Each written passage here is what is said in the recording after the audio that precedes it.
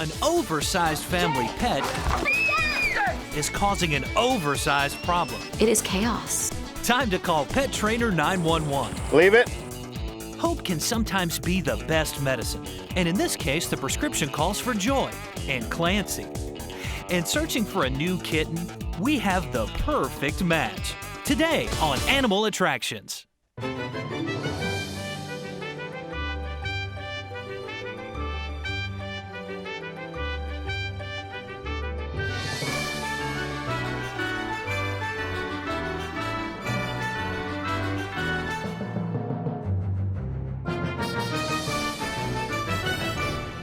Welcome to Animal Attractions, the show dedicated to the deep affection people have for their pets.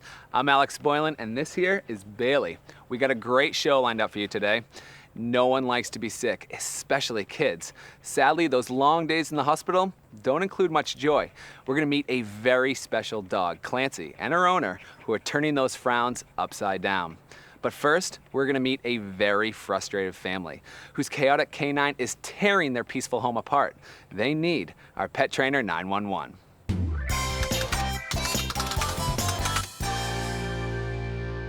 Jake, come here! Jake was meant to be a companion for the Alexander family, a dog to protect the house and befriend the kids. But his size and unruly energy have taken away any hope of having a fun puppy.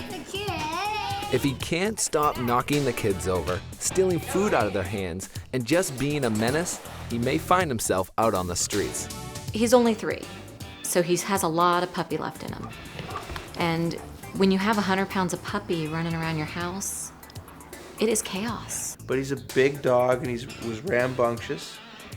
And, you know, I work a lot, and so it's Kim and 3 kids. Don views Jake as just his 4th child. And that has really created some big issues around the house because then Jake doesn't understand his role and his place in the family. Jake's favorite thing to do is go swimming. But he jumps on the kids when they're in the pool. Hey, stop it! Get off the kids! It frightens the kids. Come on, John.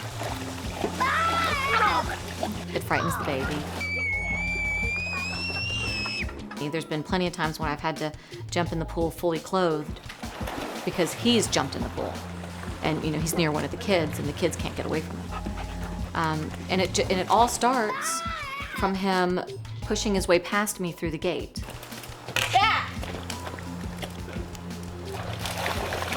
And I have to be able to control him. Come here. Come here. Get out. Come here. Kim couldn't control him, and he was digging in. He was constantly filthy, and it was bringing mud into the whole place. And Kim was like, it's now or never. The dog is going, or the dog is getting trained. The wife told me all about the dog because the husband, he works. And she's more with the dog, so she told me all about him. And I got the story from the husband, but his story didn't match the wife's. Because the wife was kind of stressing with this dog. I asked him, has the dog ever been trained before? And he told me no. Well, the dog that ain't been trained is gonna do what a dog gonna do. How you doing? Ron. Ronald White. Well, he's a big boy. Yes, he is. Come on in. Natalie, would you take Jake, please? So you have that list? The Jake's list had a whole bunch of stuff on it. It's gotten to the point where if we can't break him of these habits, we're gonna have to get rid of him because he's becoming dangerous to the kids. He would play with the husband and take the husband under the water because the dog wanted somebody to grab onto. And so he was doing the kids the same way. So that was very dangerous. So what we're gonna do, we're gonna take your dog home for 30 days. Okay. And then when I come back to the house, I'm gonna train you for 7 days. Okay. And each day I come here, when I leave, the dog leaves. Now we're gonna see, can we train the family? I said, oh goodness, you know, what is he gonna do? Because in all of this, I do love this dog. I mean, and I don't want any harm to come to him. Okay, Coach. Okay. If you can't fix him, you can have him. I was nervous and I was scared, but I was kind of happy to have him gone for a month. Bye, Jake. Okay. Bye. I was really ready for him to go.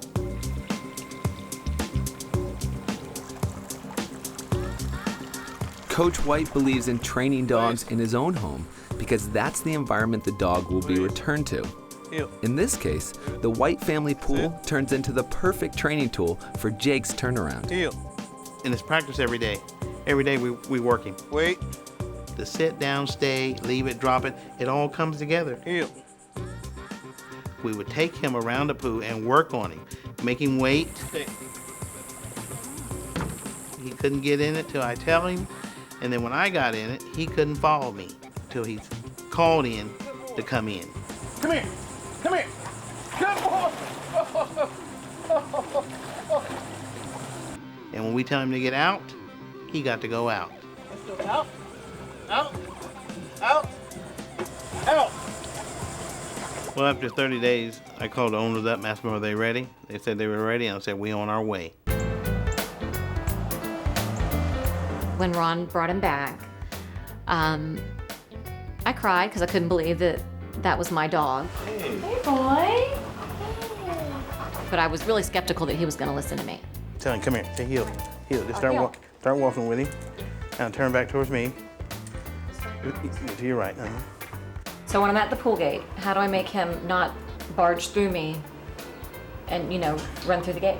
So what you do, you leave the leash on him, and you take the leash and you pull straight back and you tell him to wait. Okay. And he's gonna stay behind you and you walk in first.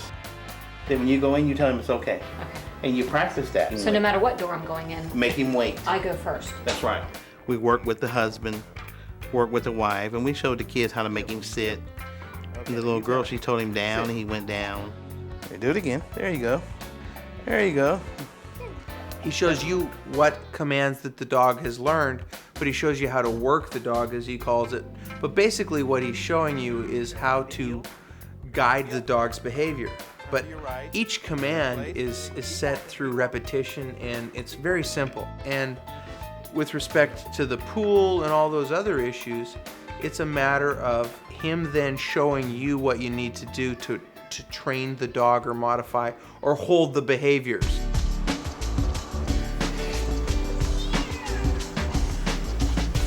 Come on, buddy. Let's go. Well, now that Jake is trained, and the wife is loving it, because she's been trained. Well, you did real good. This is your last day. You had your 7 days. And here's your dog. If you have any problems with your dog, just give me a call. And it was nice meeting you. Okay, you sure we're ready for this? Yep, you're ready. Thanks, All right. Okay, you take it easy. Thank you. Come later. Now he can be with our family in his proper place. And when we're out at the pool, that he can be obedient and he can sit there with us and he can go in the pool when he's allowed. It just takes the pressure off of us because, I'm not worried about the kids. I'm not worried about Kim when I'm away at work. I know that when we go somewhere, I'm not going to have a badly misbehaved dog that is going to cause us problems or be dangerous. So we get to really enjoy him, and he's a great dog. Jake's there to stay. Tiny kittens to fat cats. Furry felines make great companions. But just like dogs, not all cats are the same.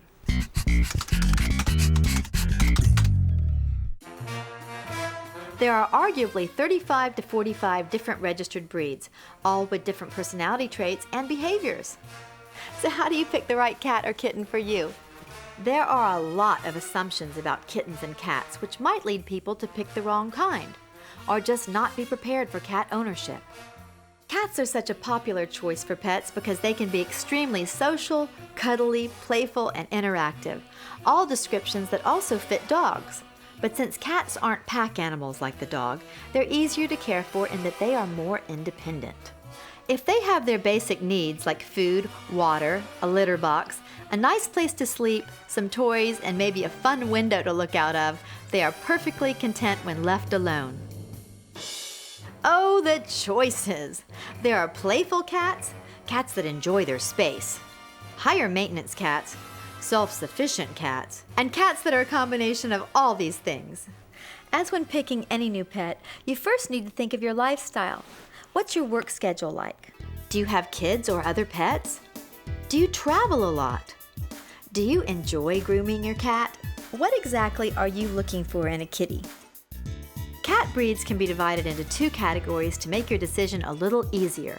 Short hair cats, like the Egyptian Mal, Cornish Rex, and Burmese.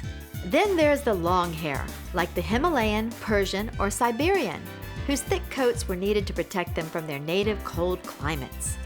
Their luxurious coats are beautiful, but before you choose one of these, be sure to have the time to invest in keeping them untangled and shiny. The American Shorthair was introduced into the United States in the late 1800s, when this working cat made its way over here on ships that they were to keep rat-free. This cat, along with being a talented mouser, enjoys great longevity, hearty health, and is friendly with children and dogs. Toot Sweet is a domestic Shorthair, which is the non-pedigreed version, but he still enjoys all the great qualities of the American Shorthair. One of the most popular cat breeds is the Siamese. They're friendly, crave attention and love, and are great talkers. They are very similar to the Oriental Shorthair, and both of these breeds need a relatively low level of grooming maintenance, but you will spend time entertaining them because they love to play. How about an engaging creature that's known as a living relic? Meet the Egyptian Mal. This fascinating cat was the subject of ancient Egyptian art. And because it's the only spotted domestic cat, these markings suggest that it originated from an ancient subspecies of wild African cat.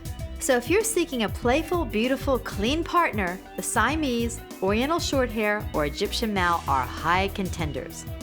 An ideal cat for city folk or anyone living in an apartment is the Ragdoll. They are by far the most docile and easygoing cat breed. They're so gentle that they won't even defend themselves in a natural environment, and so they really should be indoor-only cats. Ragdolls do need to be kept in the house, and although cats are very adaptable to the outside and are more often predators than prey, statistically indoor cats live an average of 13 to 14 years, almost twice as long as even well-cared-for outdoor cats. So to keep your kitty around as long as possible, consider keeping him in the house.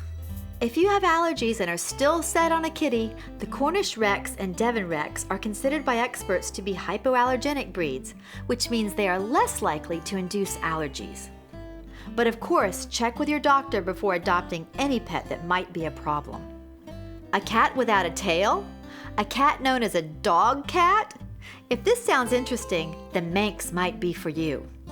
Most of them are tailless, although they can have stubby tails or even an occasional regular tail, as tails are needed in their genetic pool.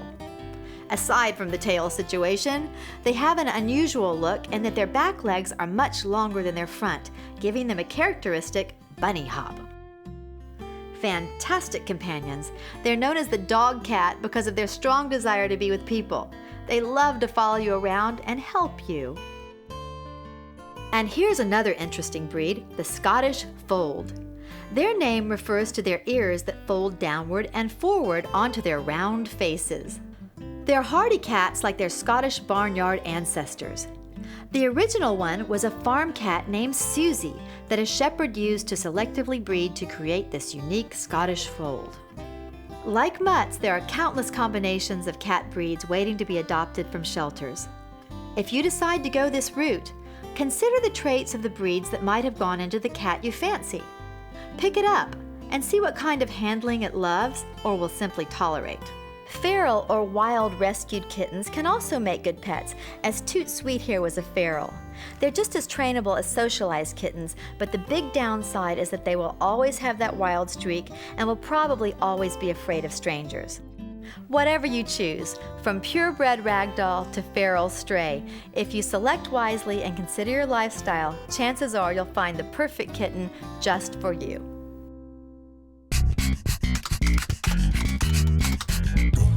A fiercely furrowed forehead, a huge chest on tiny legs like a barrel on stilts. Must be a pug, a big dog in a small dog's body. They were not bred to be sporting dogs or working dogs.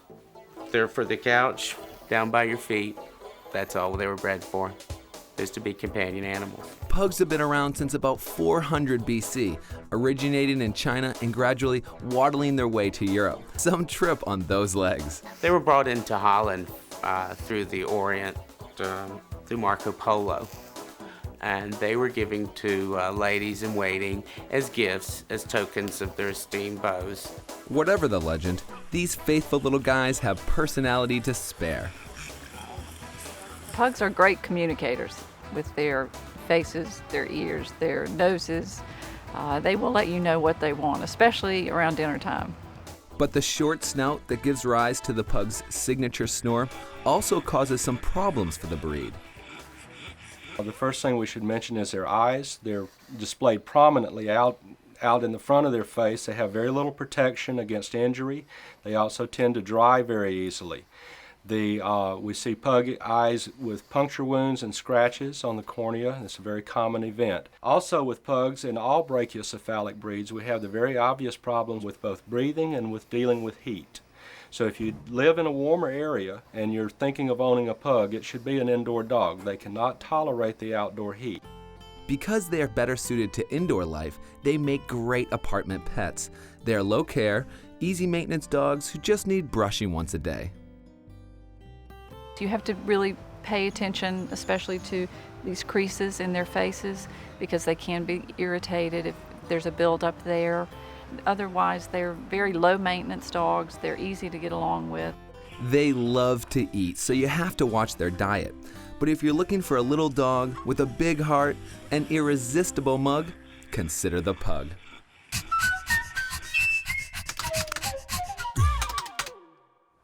These days, our dogs aren't just stay-at-home dogs. They go to the dog park, the groomer, and even doggy daycare.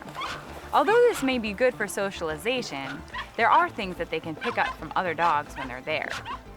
You may have heard of kennel cough, which is an upper respiratory infection of dogs that causes coughing, but there's a newly emerging disease called canine influenza, which we're just beginning to recognize. With kennel cough, your dog is usually eating and drinking and still feeling pretty good. They have a bad cough, but your veterinarian can help that with some medication. However, with canine influenza, they still have a cough, but they can be feeling really sick. The symptoms that differentiate this from kennel cough are lack of appetite, lethargy, and fever. Canine influenza can be very serious and sometimes even fatal, so make sure your veterinarian knows if you see any of these signs. I'm not trying to scare you because the number of cases are really pretty low, but since this is a new disease, I'd like you to be aware of it. So if your dog has a cough and any of these other signs that I've talked about, please contact your veterinarian. Joy comes in a variety of shapes and sizes, and sometimes joy is even too much for words. Get ready to meet Joy Mack and her cheerful companion, Clancy, a therapy dog.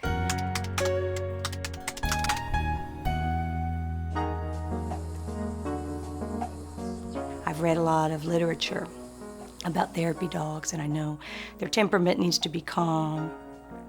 They need to be real docile. Not all dogs fit that bill. So then I went on a search.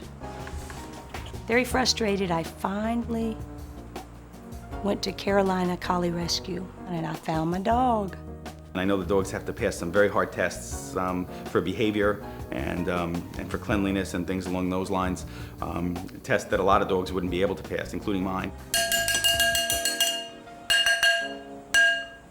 Good boy, you didn't react to that noise at all. That don't bother you, does it? Wolfson's Children's Hospital has this pet therapy program that is just amazing. They've done a lot of things to make the place look, playful and colorful and less threatening for the kids wherever they can. I think Joy and Clancy as a team bring more than just the pet therapy program. She has that love for her pet, and then she just shares that love with you, and you just know immediately what a team they are and how much they enjoy doing what they do here for the children. Off, isn't it? Because of Clancy, doors have opened, hearts have been touched. I've been able to get close to the patients and their families. Rabbit puzzle? Emily was born with long QT syndrome, and that's a heart condition that precipitates in sudden arrhythmias and sudden death episodes. So Emily's been special since day one, needing pacemakers, defibrillators, and so we're here this hospitalization to help stabilize her heart condition. Some of them are here for months. For a large part of their stay, many of them are very sleepy and sedated and don't really know very much about what's going on. And having the pets come and visit them can be a very positive thing for the children. Family comes to visit on the weekend, but we don't have many visitors during the week. So it's hard. It's hard. She's a champ, and she's very brave, but it gets to be difficult. Do you remember who comes to visit on Thursday? Who's a very special visitor? Joy. Miss Joy, you're right. And who comes with Miss Joy? Clancy. Clancy. I think that Clancy and Emily have a special relationship for sure. I remember seeing the first time that Clancy came in to see Emily. Emily looks forward to having Clancy come and visit. We hope that he comes once a week. Sometimes it's once every other week, but it just brightens her day. Hi, Emily. Good morning. Emily. What? Oh, there's Clancy. Good morning. Would you like to see Clancy this morning? Come here, Clancy. It's Emily. No. To be hospitalized in the pediatric intensive care unit, of course, again, is very stressful. Everyone's aware of the potential for what can happen during that 24-hour period of time. And to have Clancy come in and Joy come in, and then, again, the opportunity to have a conversation that's not related to the rhythm or medications or procedure that's up and coming, I think is just can be a highlight of someone's day for sure. When Clancy comes to visit, that makes it just normal. It makes it special. It makes it happy. And I can see the excitement in her face. I can see every muscle in her body relaxes. She just responds to Clancy in that way. You know, the children are ill, but I don't think they realize the extent of their illness. It's the parents that are carrying most of the stress and the anxiety, and they're grieving.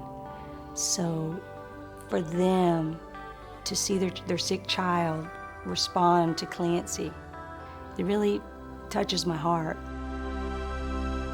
Joy is such a loving person and a caring person that I think her first role is to bring Clancy for the child, but I think her interaction with the parents is just amazing, and she's just a friend that we meet, and I know that we'll stay friends even after Emily leaves the hospital.